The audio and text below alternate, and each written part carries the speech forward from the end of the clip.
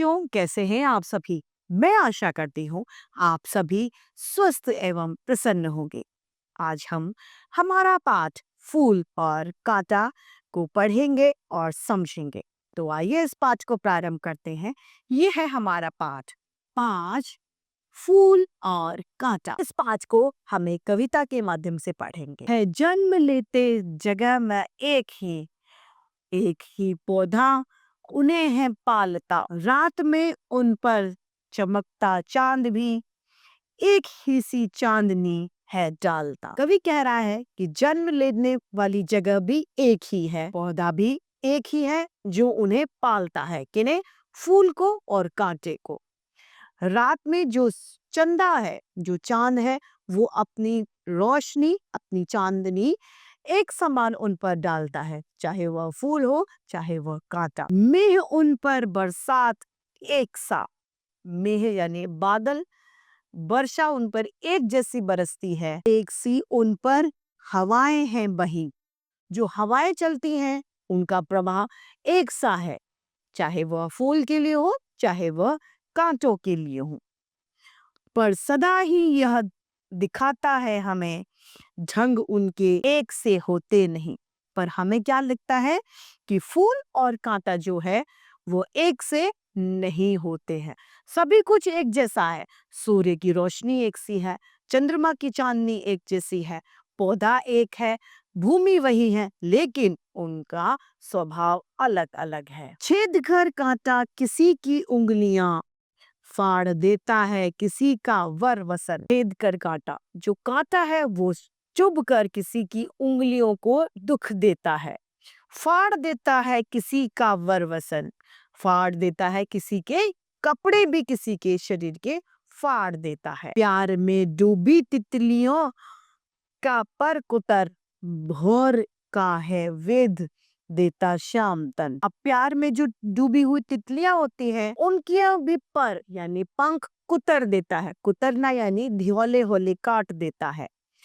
भौर यानी भौरा का है वेद देता शाम तन, हर जो भौरे हैं उनके भी तन यानी शरीर को वह भेद देता है यानी छेद कर देता है। फूल लेकर तितलियों की गोद में भौर को अपना अनूठा रस पिला, निज सुगंधों और निराले ढंग से है सदा देता कली का जी खिला। अब फूल क्या करता है? अपनी तितलियां जो है उनको अपनी गोदी में ले लेता है और भौरों को अपना अनूठा रस पिलाता है। कौन? फूल। निज सुगंधों और निराले, अपने सुंदर सी अपनी सुगंध से यानी खुशबू से और अपने निराले ढंग से है सदा देता कली का जी खिला, वह अपनी कली का भी जी खिला देता है अपनी खुशबू अपनी महक की वजह से। है खटकता एक सबकी आंख में, दूसरा है तो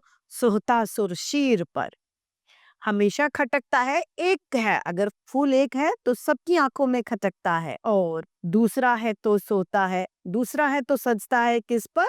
देवताओं के सिर पर। यदि एक फूल होता है तो उसे तोड़ने का मन नहीं करता, या तो सबको पता चल जाएगा या फिर उसकी सुंदरता को देखकर हम उसे नहीं तोड़ पाते। यदि दो होते हैं तो उसमें से एक तोड़कर हम देवताओं में चढ़ा देते हैं। किस तरह कुल की बढ़ाई काम दे जो किसी को में हो बड़प्पन की कसर। किस तरह कुल की बढ़ाई काम दे, यानी कुल की बढ़ाई यानी वंश की बढ़ाई में काम दे जो किसी में हो बड़प्पन की कसर, यानी बड़प्पन की कमी। तो इस तरीके से ये कविता हरिओद द्वारा यानी अयोध्या सिंह उपाध्याय द्वारा लिखी गई। आइए इस कविता को फिर से दोहराते हैं। है जन्म लेते जगह में एक ही पौधा उन्हें है पालता, रात में उन पर चमकता चांद भी एक सी ही चांदनी है डालता।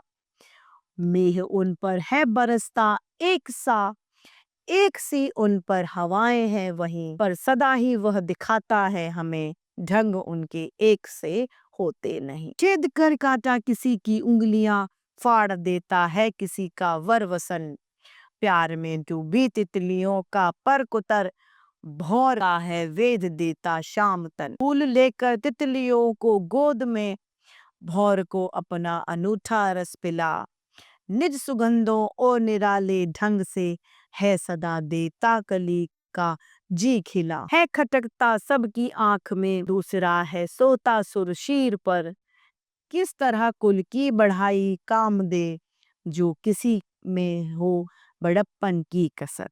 आइए इस पाठ के शब्द ज्ञान को देखते हैं। मेह अर्थात बरसात, अनूठा यानी अनोखा, वर यानी उत्तम, निज यानी अपना, वसन यानी कपड़ा, जी अर्थात मन, पर यानी पंख, खटकता यानी चुभना, कुतर यानी काटकर, सोहता यानी शोभा बढ़ाना, भौर यानी भंवरा, सुरशीर यानी देवताओं के सिर, श्याम यानी सांवला, कुल अर्थात वंश, तन यानी शरीर और कसर अर्थात कमी।